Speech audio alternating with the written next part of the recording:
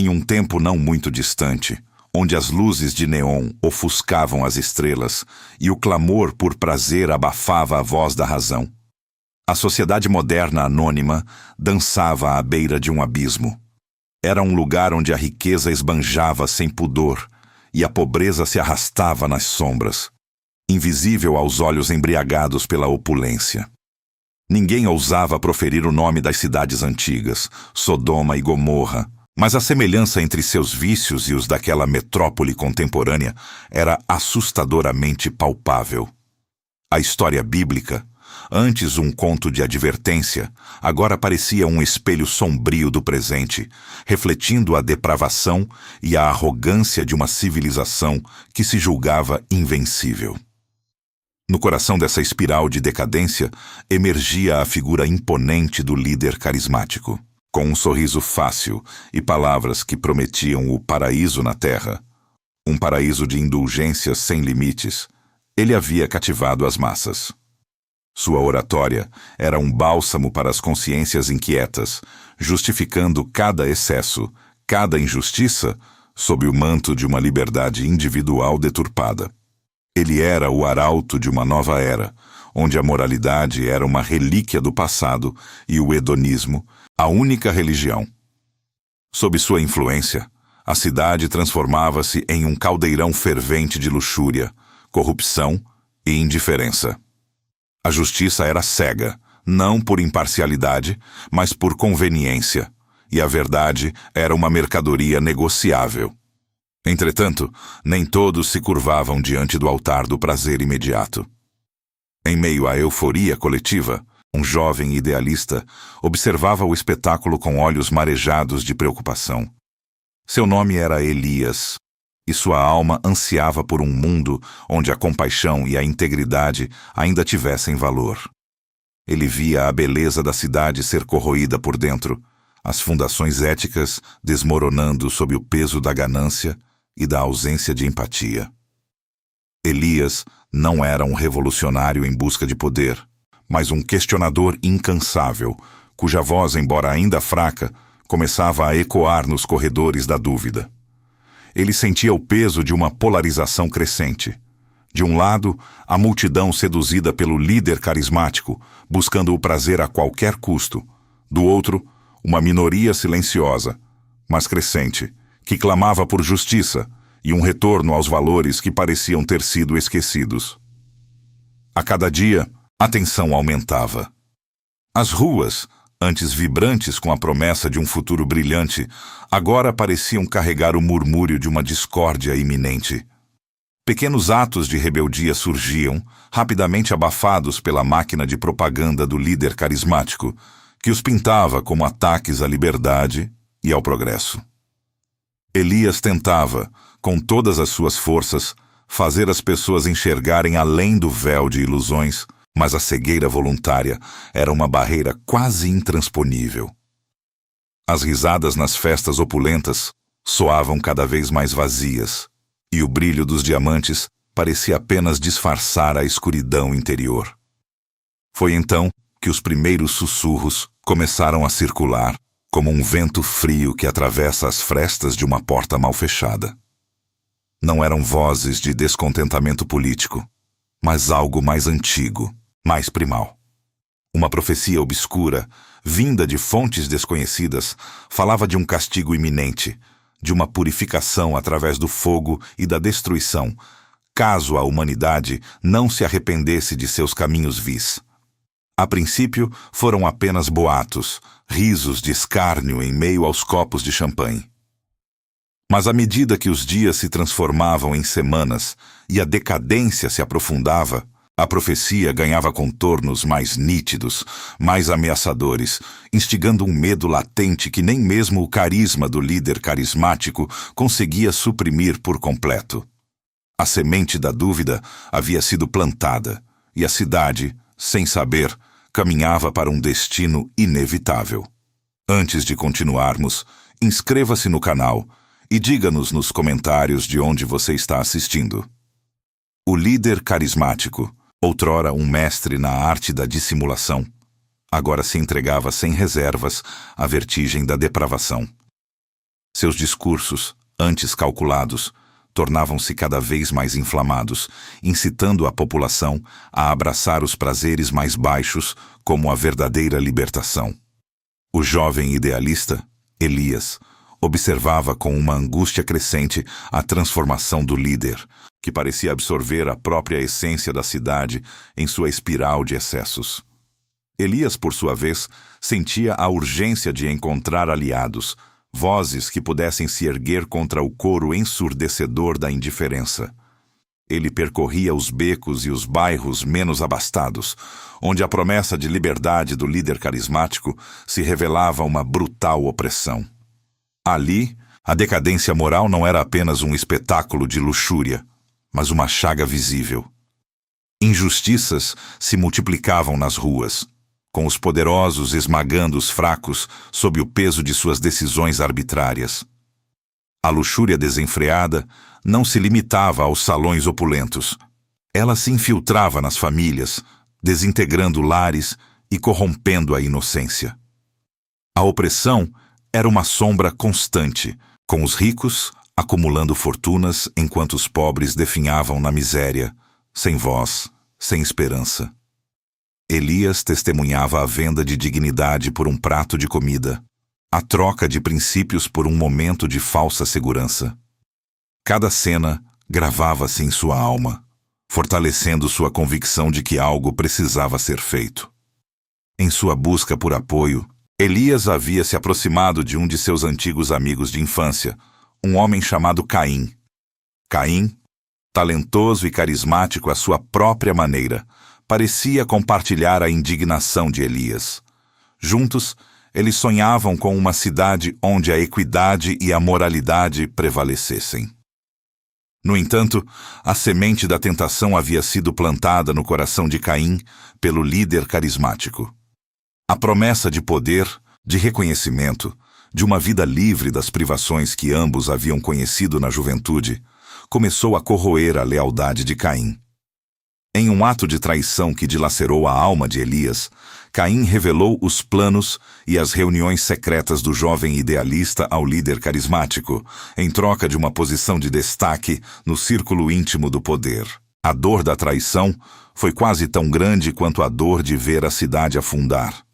Enquanto a corrupção se aprofundava e a depravação se normalizava, a tensão na sociedade moderna anônima aumentava de forma palpável. Pequenos sinais, antes atribuídos ao acaso, começaram a se acumular. Chuvas torrenciais fora de época, acompanhadas de estranhas tempestades de areia que escureciam o céu por dias. Tremores de terra leves, mas frequentes, que rachavam os edifícios mais antigos, e uma praga de insetos que devastava as colheitas nas periferias da cidade. A maioria, imersa em sua busca incessante por prazer, ignorava esses eventos, descartando-os como meras anomalias climáticas ou coincidências. O líder carismático, com sua retórica persuasiva, conseguia abafar qualquer preocupação, prometendo que a ciência e o progresso logo encontrariam soluções para esses pequenos inconvenientes.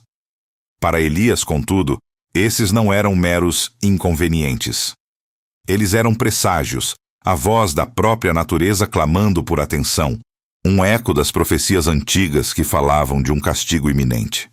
Ele percebia que as razões por trás da busca incessante por prazer e poder eram complexas, mas intrinsecamente ligadas a um vazio existencial, a uma incapacidade de confrontar a própria mortalidade e a futilidade de uma vida sem propósito. O poder do líder carismático não se baseava apenas no carisma, mas na exploração desse vazio, oferecendo uma ilusão de plenitude através da gratificação imediata. A cidade, em sua cegueira, corria para um abismo. Então, um evento catastrófico menor, mas inegável, atingiu a sociedade moderna anônima. Um apagão generalizado, causado por uma falha inexplicável em toda a infraestrutura elétrica da cidade, jogou milhões na escuridão por 3 dias. O caos se instalou. Sem luz, sem comunicação, sem os confortos da vida moderna, a fragilidade da sociedade veio à tona. Saques e motins eclodiram, revelando a fina camada de ordem que cobria a barbárie. O líder carismático e seus aliados conseguiram restaurar a ordem, mas o incidente serviu como um aviso sinistro. No entanto, a memória da escuridão e do medo foi rapidamente varrida para debaixo do tapete, substituída por novas festas e distrações. A cidade, teimosa em sua negação, continuava sua marcha inexorável em direção ao seu destino. A dor da traição de Caim e a indiferença da cidade pesavam como rochas na alma de Elias, mas não o quebraram. Pelo contrário, reforçaram sua determinação. Ele sabia que precisava de mais do que indignação.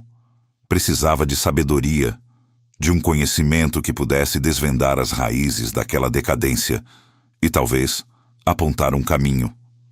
Foi essa busca que o levou aos confins da cidade, a um distrito esquecido, onde as luzes de neon não alcançavam e o burburinho da vida noturna era substituído pelo silêncio das ruínas. Lá, em meio a edifícios antigos que resistiam ao tempo, vivia um homem conhecido apenas como o Mentor. O Mentor era uma figura enigmática, com olhos que pareciam ter visto séculos e uma serenidade que contrastava com a agitação do mundo exterior. Ele vivia em uma modesta casa, cercado por livros empoeirados e artefatos de eras passadas. Elias o encontrou após semanas de perguntas e buscas, guiado por sussurros de velhos que ainda se lembravam de tempos mais simples. O Mentor, ao ver Elias, não expressou surpresa, como se o esperasse. Ele ouviu pacientemente a história de Elias, a descrição da cidade em sua espiral de autodestruição, a dor da traição, a urgência dos presságios. O Mentor, sem proferir uma única palavra de julgamento, ofereceu a Elias não apenas um abrigo, mas um farol de conhecimento. Ele ensinou a Elias sobre os ciclos da história, sobre a ascensão e queda de impérios, sobre a natureza efêmera do prazer desenfreado e a perenidade dos valores morais. Revelou que a profecia não era apenas um conto antigo, mas um eco de verdades universais, um aviso que se manifestava sempre que uma sociedade se afastava demais de seu próprio cerne. O confronto ideológico com o líder carismático, antes uma batalha de retóricas veladas, agora se intensificava, ganhando contornos mais nítidos na mente de Elias. Armado com a sabedoria do Mentor, ele começou a ver as falhas na argumentação do líder, a ilusão por trás de sua promessa de liberdade e progresso. Elias percebeu que a verdadeira liberdade não estava na ausência de limites, mas na capacidade de escolher o que é certo, de resistir à tentação do caminho fácil. O líder carismático, sentindo a crescente ameaça à sua hegemonia, reagiu com mais repressão, mais distrações, mais espetáculos para desviar a atenção da população. A luta de Elias, que já era uma questão de princípio, ganhou um tom pessoal e desesperador quando a família do idealista foi ameaçada. Seus pais, pessoas simples que sempre pregaram a honestidade e a compaixão, começaram a sofrer as consequências da oposição de Elias ao regime. Pequenos negócios que eles possuíam foram alvo de fiscalizações implacáveis, multas exorbitantes e sabotagens veladas. A casa da família foi pichada com mensagens ameaçadoras, e seus entes queridos mais jovens foram assediados, intimidados a se calar. O líder carismático usava sua influência para isolar Elias, para cortar seus laços mais preciosos, esperando que o medo o fizesse recuar. Mas a ameaça à sua família só solidificou a convicção de Elias. Ele não lutava apenas por uma abstração de justiça, mas pelos rostos que amava, pelas vozes que o confortavam. Elias enfrentou desafios pessoais e morais que testaram sua integridade até o limite. Houve momentos de dúvida, de desespero, onde a tentação de abandonar tudo e proteger sua família em silêncio era quase insuportável.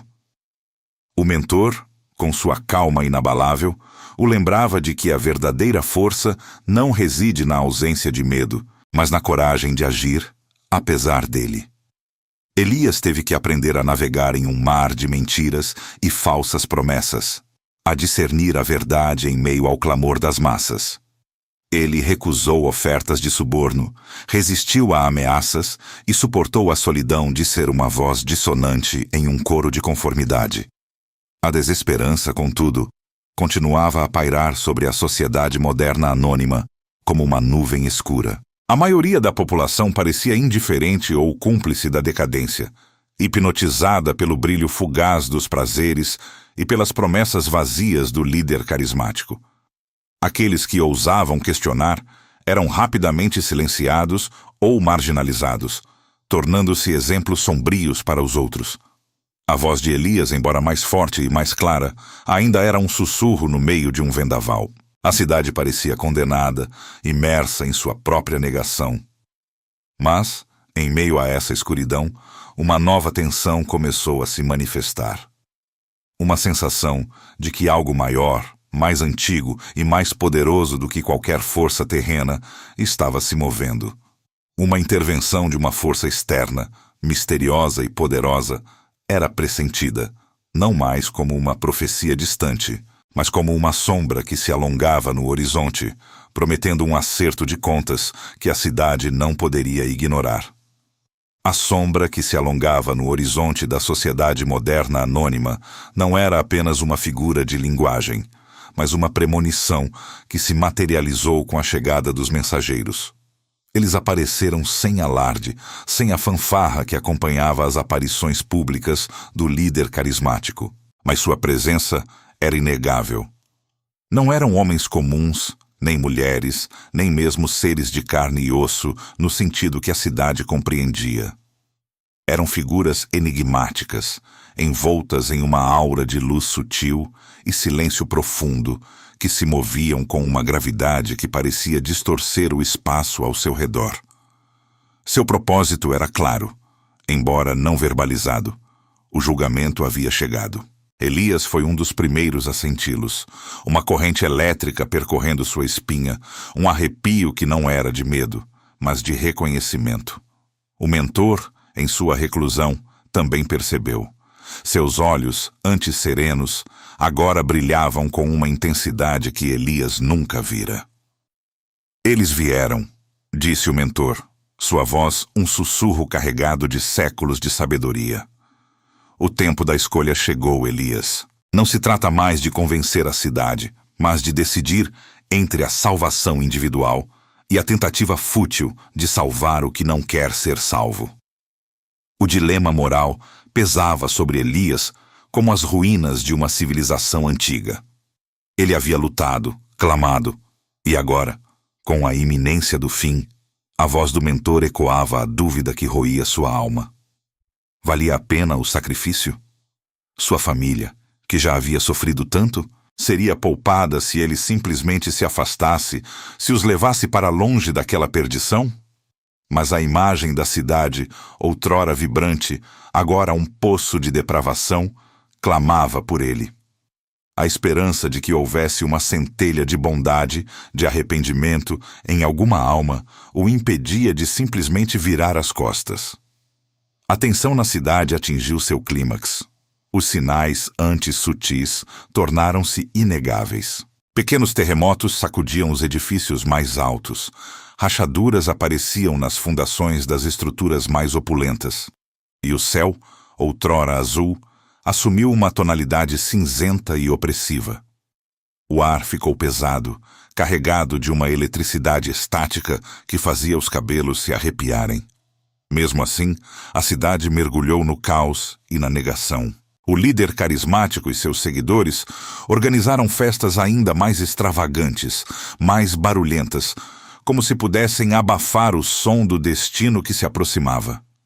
A música era alta, as risadas forçadas, mas por trás dos sorrisos o medo começava a se insinuar. Para o traidor, Caim, as consequências de suas escolhas se manifestaram de forma brutal. Ele, que havia desfrutado da proteção do líder carismático e dos prazeres que a traição lhe concedera, viu seu mundo desmoronar. Seus negócios, antes prósperos, foram atingidos pela instabilidade. As pessoas que ele havia explorado e enganado, agora, em seu desespero, voltavam-se contra ele. A opulência de sua mansão não o protegia mais, e as paredes que antes abrigavam seus segredos agora pareciam sufocá-lo. Ele tentou buscar refúgio junto ao líder, mas foi recebido com desprezo. O líder carismático, em sua megalomania, via Caim apenas como uma ferramenta descartável, e agora que seu propósito havia sido cumprido, era jogado à própria sorte. O brilho em seus olhos, antes de cobiça, agora era de um terror paralisante. Ele percebeu que havia trocado sua alma por uma ilusão, e que a moeda de troca estava prestes a ser cobrada. A luta desesperada de Elias e seus poucos aliados se intensificou. Eles corriam pelas ruas, tentando alertar e proteger os inocentes, aqueles que, por alguma razão, ainda mantinham um resquício de humanidade, de compaixão. A família do idealista, reunida sob a proteção do mentor, era um farol de esperança em meio ao pandemônio. Elias tentava convencer as pessoas a fugirem, a abandonarem suas posses, mas a maioria estava paralisada pelo medo ou obstinada em sua negação, agarrando-se aos prazeres efêmeros que o líder carismático lhes prometia até o último instante. Os mensageiros, impassíveis, observavam. Suas formas luminosas pairavam sobre os edifícios mais altos, e um silêncio sobrenatural caía sobre as áreas onde se concentravam. Era um silêncio que engolia o ruído da cidade, um vácuo que precedia a tempestade. A contagem regressiva para o castigo final se iniciara, e cada tremor da terra, cada rachadura nos muros, era um tic-tac ensurdecedor, anunciando o fim. A cidade, em sua cegueira, dançava à beira do abismo, sem perceber que a mão que a sustentava estava prestes a soltar. A mão que sustentava a cidade não soltou, ela se fechou, e a fúria da natureza, ou do divino, manifestou-se com uma violência inimaginável. O castigo, antes uma ameaça distante e ignorada, agora era uma realidade palpável, um terror que rasgava o céu e a terra. Um rugido primevo irrompeu das profundezas, não de um vulcão, mas da própria crosta terrestre, que se abriu em fendas gigantescas, engolindo quarteirões inteiros como se fossem brinquedos. As luzes de neon, que antes zombavam das estrelas, foram estilhaçadas em uma chuva de vidro e faíscas, iluminando o horror que se desenrolava. O caos era absoluto. Prédios monumentais, símbolos da arrogância da sociedade moderna anônima, desabavam com um estrondo ensurdecedor, levantando nuvens de poeira e detritos que sufocavam a luz e o ar. Gritos de desespero ecoavam pelas ruas, misturando-se ao som do metal retorcido, do concreto quebrando e da terra que gemia. As pessoas corriam sem direção, seus rostos contorcidos em pânico, tentando escapar de uma destruição que parecia onipresente. O chão se movia sob seus pés, lançando-os contra paredes ou para dentro das aberturas vorazes que surgiam a cada instante. Elias, com sua família, e o mentor, tentava desesperadamente encontrar um caminho seguro em meio ao pandemônio. A família do idealista, antes protegida, agora enfrentava a face brutal da catástrofe. A mãe de Elias segurava seus filhos com força, seus olhos fixos no marido, que guiava o grupo com uma determinação feroz. O mentor, apesar de sua idade, mostrava uma agilidade surpreendente. Seus olhos fixos não no caos, mas em pontos de refúgio que pareciam surgir apenas para ele. Ele sabia que a cidade estava sendo purificada e que apenas aqueles com a alma mais leve poderiam esperar sobreviver. Cenas de terror se desenrolavam a cada esquina. Pessoas presas sob escombros clamavam por ajuda, enquanto outras, em um frenesi egoísta, pisoteavam os caídos na tentativa de salvar a própria vida. A opulência e a decadência que definiram a cidade agora se transformavam em sua própria armadilha mortal. O líder carismático, antes intocável, foi visto por Elias, preso nos escombros de sua própria fortaleza, seu rosto pálido de terror. Sua voz, antes tão poderosa, reduzida a um gemido inaudível. Nenhum de seus seguidores estava lá para salvá-lo. Eles haviam fugido ou perecido. Em meio a essa devastação, a redenção de alguns começou a se manifestar. O traidor, Caim, que havia sido abandonado por todos, encontrou-se em uma viela escura, observando uma família presa sob um feixe de metal. O terror em seus olhos se transformou em algo diferente. Remorso. Em um ato impensado, ele começou a tentar erguer os escombros, seus músculos já enfraquecidos pela vida de excessos, mas sua vontade impulsionada por uma centelha de humanidade recém-descoberta. Ele não estava tentando se salvar, mas sim, pela primeira vez em muito tempo, salvar os outros. Era um sacrifício silencioso, um ato de redenção que ninguém testemunharia, exceto talvez os mensageiros, que pairavam invisíveis acima da fumaça e do pó.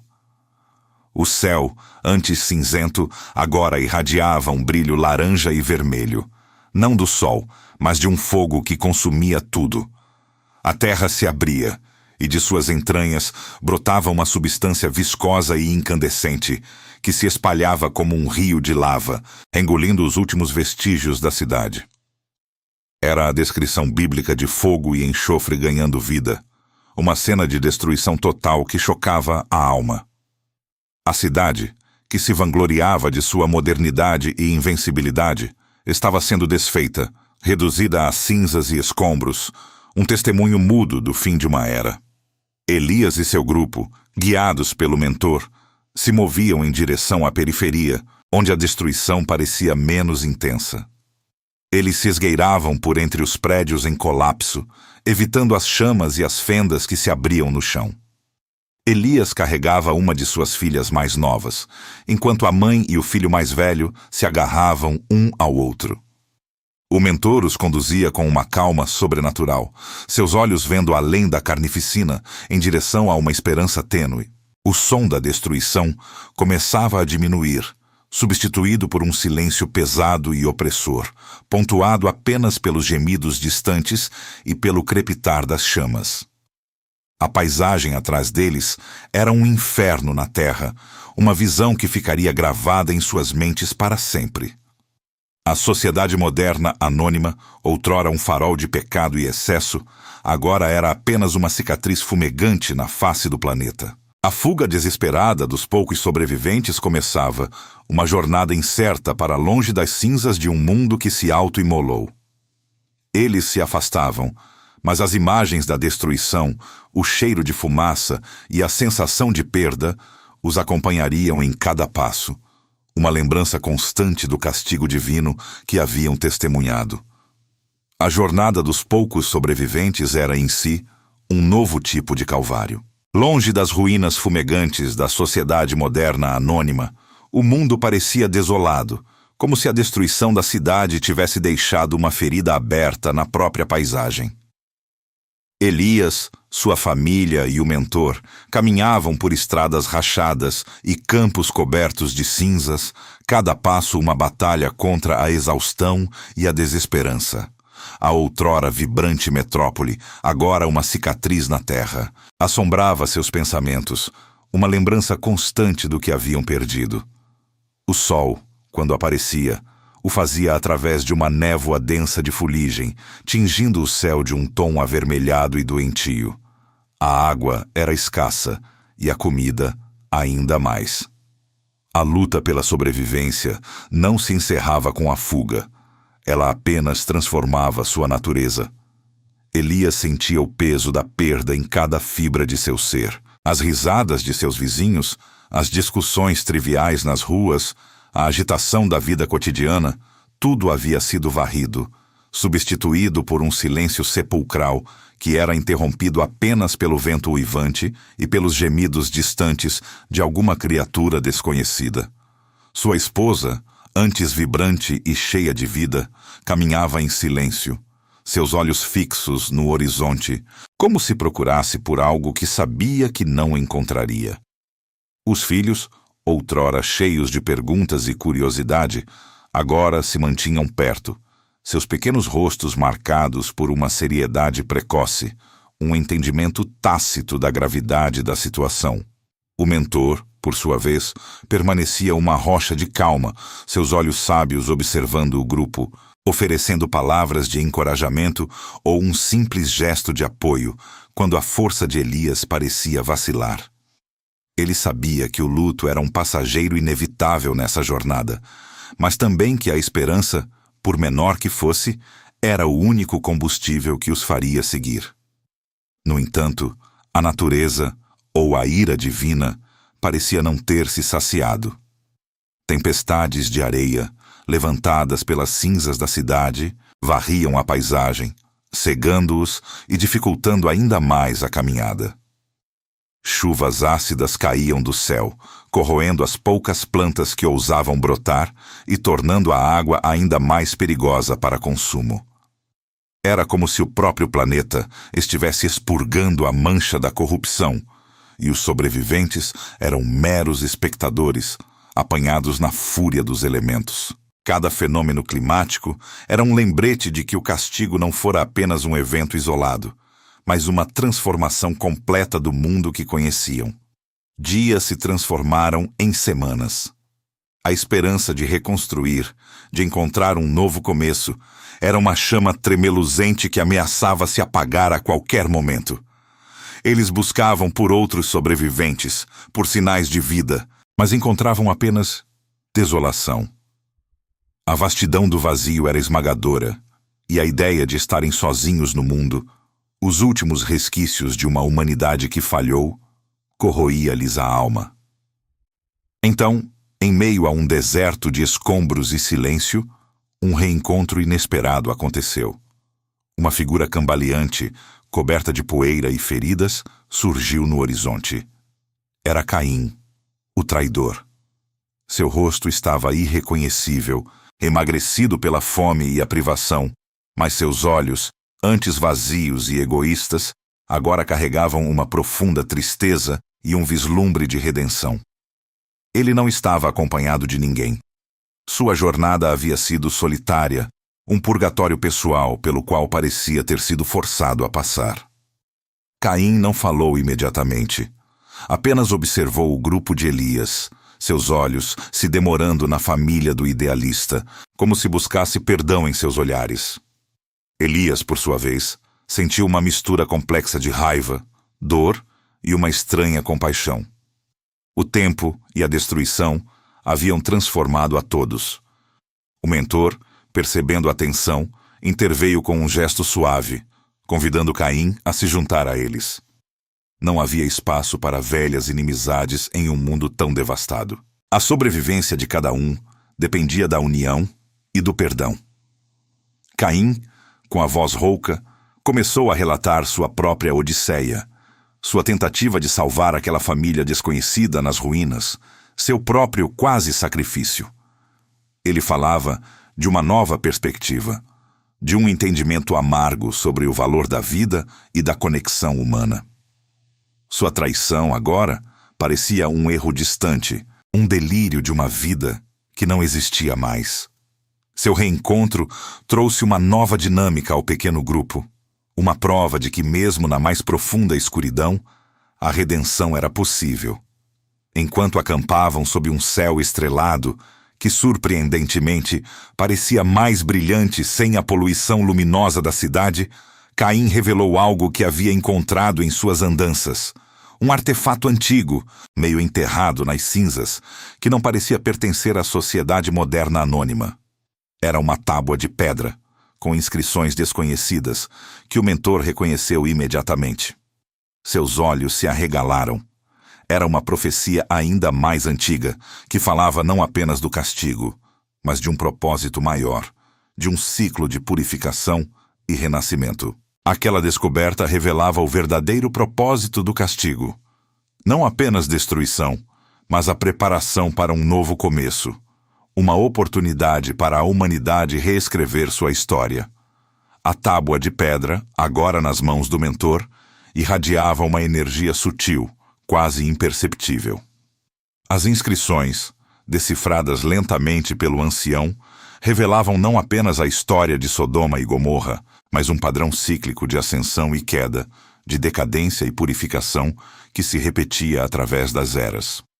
O castigo, Elias compreendeu, não era um ato de vingança divina, mas um doloroso, porém necessário, expurgo para permitir um novo florescimento. Não era o fim, mas um recomeço. Os dias que se seguiram foram dedicados à interpretação das antigas escrituras, sob a luz bruxuleante de fogueiras improvisadas.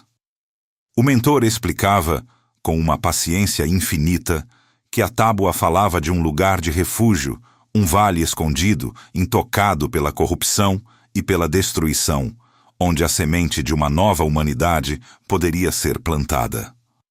Era um lugar prometido aos que sobreviveram à purificação, aos que demonstraram a capacidade de aprender com os erros do passado. A revelação trouxe um novo fôlego ao grupo, uma razão para continuar, uma direção para sua jornada sem rumo. A esperança, antes uma chama titubeante, agora ardia com uma força renovada. Elias, com sua família e o mentor, liderou o pequeno grupo, agora incluindo Caim, em uma busca determinada por esse novo lar.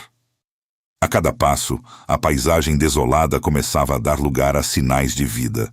O solo rachado cedia a brotos verdes. A água, antes escassa e contaminada, fluía em riachos cristalinos.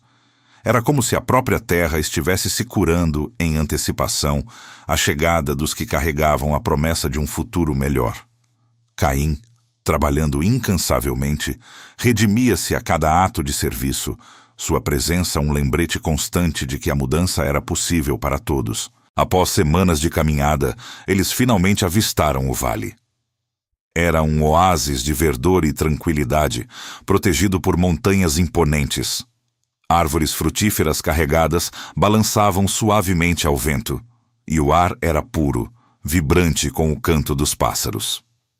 A família do idealista, que havia passado por tanto sofrimento, correu para explorar, suas risadas há muito silenciadas agora ecoando pelo vale. Era um lugar de paz, um santuário, um novo Éden. Neste novo lar, uma nova moralidade floresceu naturalmente.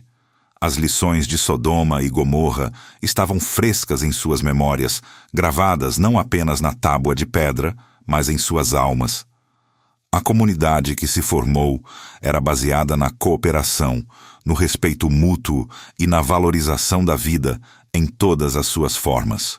Não havia lugar para o egoísmo desenfreado ou a busca cega por prazer.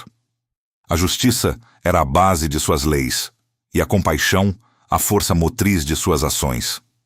Elias, com a sabedoria adquirida e a orientação do mentor, tornou-se um líder natural, mas um líder que ouvia, que servia e que entendia a fragilidade da existência humana. A história de Sodoma e Gomorra, de sua própria cidade e de sua destruição, tornou-se uma lenda, contada e recontada às novas gerações. Era uma advertência solene, um conto de fadas sombrio com uma verdade inegável. O perigo da decadência moral e a importância eterna da redenção. As crianças que cresciam no vale aprendiam sobre os erros do passado, não com medo, mas com a compreensão de que o futuro estava em suas mãos, moldado pelas escolhas que fizessem. O jovem idealista, agora um homem maduro, e o mentor, com seus cabelos brancos como a neve, frequentemente se sentavam à beira do vale, observando a comunidade que haviam ajudado a construir.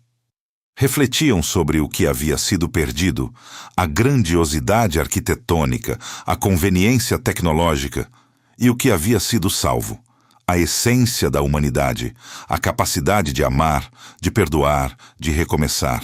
A dor da perda ainda existia, mas era mitigada pela beleza do presente e pela esperança palpável no futuro. Acreditavam na capacidade humana de aprender com os erros, de se erguer das cinzas mais forte e mais sábia. A vida no vale não era isenta de desafios, mas eram desafios enfrentados em união, com um propósito comum. A semente da corrupção havia sido purificada, e a semente da esperança germinava, prometendo uma colheita de paz e prosperidade. E assim, a história de Sodoma e Gomorra, de sua própria cidade e de sua destruição, tornou-se mais do que uma lenda. Era um legado vivo, uma lição para todas as futuras gerações. Um lembrete vívido de que as escolhas de uma sociedade definem seu destino. E enquanto o sol se punha sobre o vale, pintando o céu com tons de ouro e roxo, a pergunta ecoava: a humanidade aprenderá? Ou o castigo divino nos espera novamente?